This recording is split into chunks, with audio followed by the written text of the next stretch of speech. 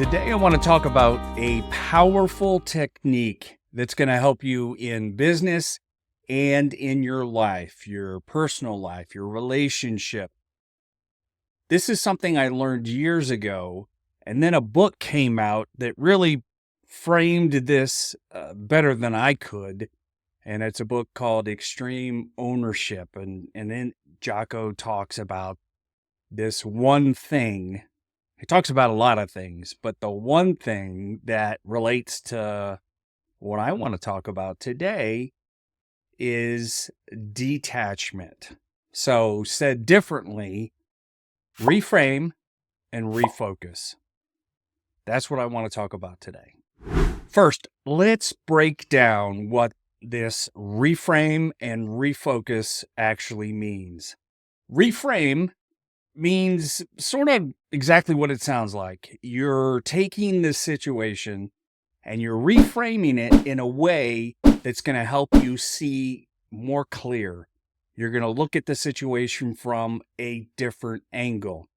In Jocko's book, he talks about detaching. So being in the middle of a firefight and having the mindset of detaching to be able to see the entire battlefield, or in our case, the entire problem. And it's only then that you'd be able to find a new opportunity or a new path.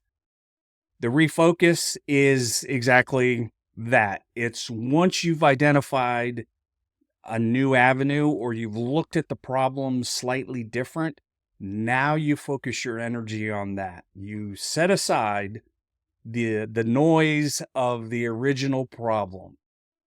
Reframe and refocus. So why is this so important? Well, in business, we're constantly running into challenges, some small, oftentimes really big ones. Short on money, have a customer problem, have a project that's in jeopardy. The list goes on and on. In your personal life, it could be a relationship with your spouse, could be challenges with your kids, could be your job if you're an employee working for somebody else, a nosy neighbor. The list goes on and on. We all face challenges, and having a tool that we can deploy quickly and with not a lot of energy gives us an opportunity to get on solid footing and get going in the new direction. The other benefit of reframing is when we're facing a problem, we tend to look at that problem through a negative frame, right? It's a problem, it's a challenge. Woe is me. This is what it means to us by being stuck or whatever the issue is. When you reframe, part of reframing is looking at that issue through a different lens, from a different angle, but without the attachment to negativity. People that do this really well actually, on purpose, put a filter over the way they're looking at that problem as an opportunity. And just that little shift of this is a problem to this is an opportunity just changes the dynamic, especially when there are more than just one person.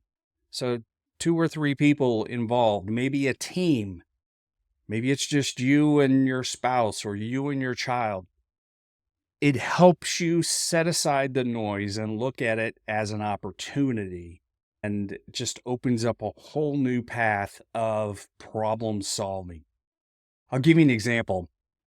A number of years ago, 6 years ago, a friend of mine launched a software solution, SaaS, I guess. I never really thought about it as this big enterprise thing, but for him, it was his baby.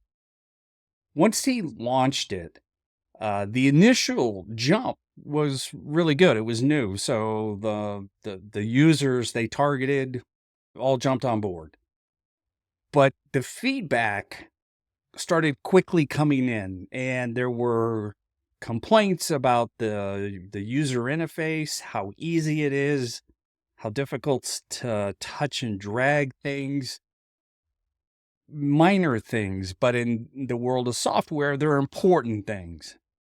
Once that feedback came in, there was this paralysis.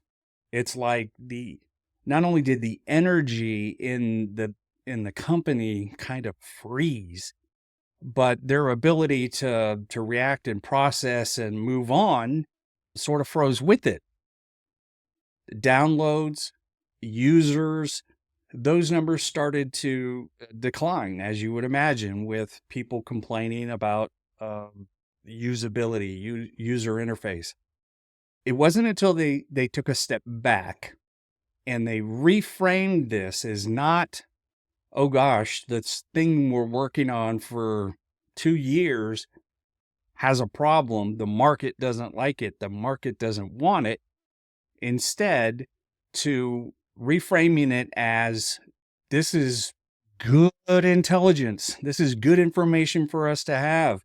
We can take back and make version 2, version 2.1, 2.2, and just continue to iterate.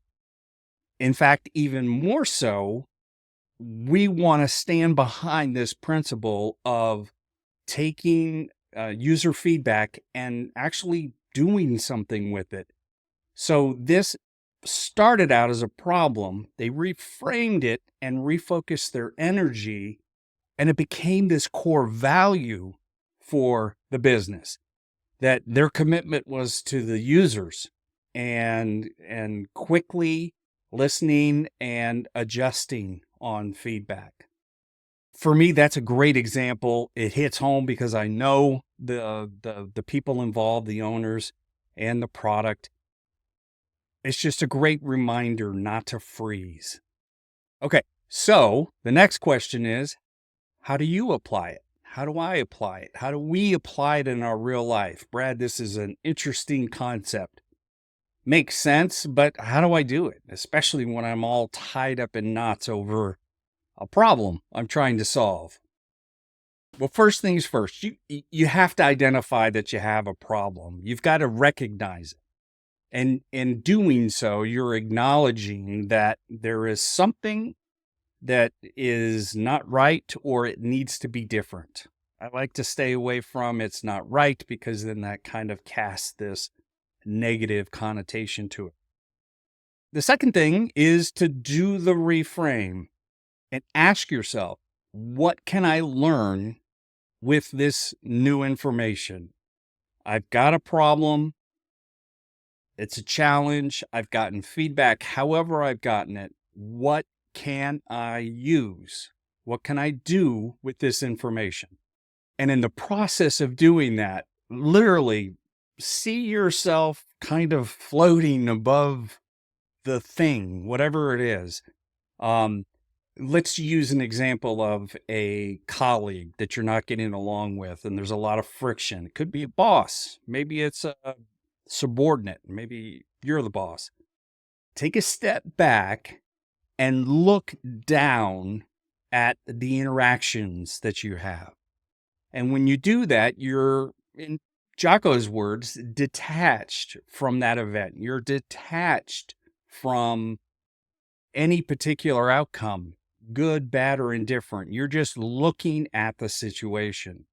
During the reframe, you're going to see a new angle, a new approach on that, especially when you're detached, especially when you step back and not have any emotion to the problem.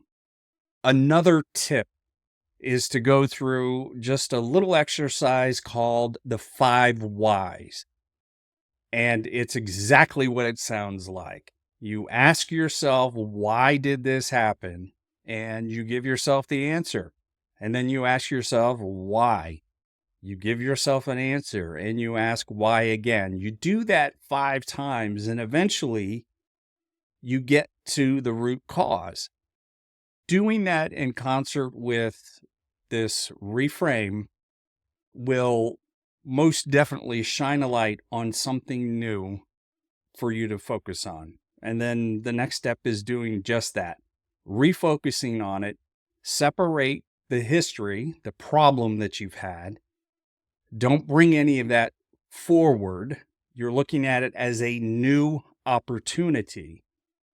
And you're going to focus your energy 100% on that new opportunity. And the last piece of it, and this goes without saying, but I'll say it anyways, take action. Going through this, recognizing the problem, detaching, reframing, and then refocusing your energy to get through this challenge is all great. But if you don't take action, it's for nothing. And we don't want to do that. Imperfect action beats the perfect plan not executed 10 out of 10 times. So it's okay. We're shooting for imperfect action.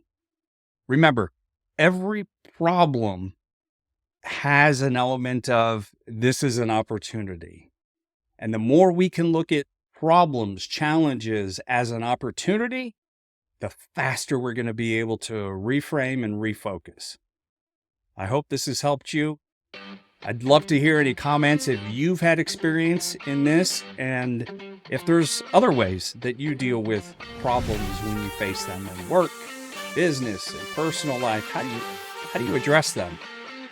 Love to hear from you.